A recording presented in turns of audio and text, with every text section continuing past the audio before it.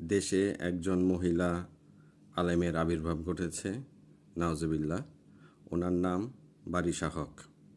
তিনি বলেছেন মহিলাদের 5 ওয়াক্ত নামাজ ফরজ, পর্দা করা ফরজ, আলহামদুলিল্লাহ। কিন্তু ওনার স্বামী চায় উনি ওয়েস্টার্ন পোশাক বা খোলামেলা পোশাক পরিধান করুক।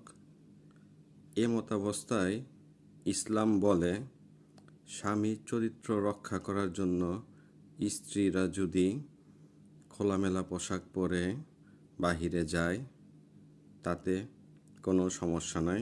স্বামীর চরিত্র রক্ষা করাটা হচ্ছে মূল দায়িত্ব। সো তিনি স্বামীর চরিত্র রক্ষা করছেন বাহিরে বের হয়ে অন্যদেরকে খোলামেলা পোশাক পরিধান করে তার সৌন্দর্য দেখিয়ে। এ হচ্ছে মহিলা আলেমের অবস্থা। এখন কথা হচ্ছে বারিশা হক, আপনি এই ধরনের ফতোয়া কিভাবে দিচ্ছেন আল্লাহ মাবুদ জানে। আপনি খোলামেলা পোশাক পরেন, কোনো সন্দেহ নাই, কোনো সমস্যা নাই, আমাদেরও নাই, আরও 10 জনেরও থাকার দরকার নাই, যেহেতু এটা একটা মডারেট ইসলামিক কান্ট্রি। কিন্তু আপনি এরকম ভুল ব্যাখ্যা কোথা থেকে পেলেন?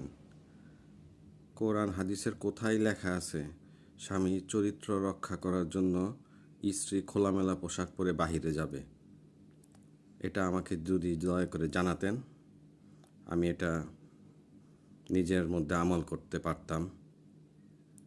ভালো থাকবেন বারিশা হক, এবং এই ধরনের গুজব, ধর্ম নিয়ে অন্তত এই ধরনের উল্টাপাল্টা কথা বলা থেকে বিরত থাকবেন আশা করি।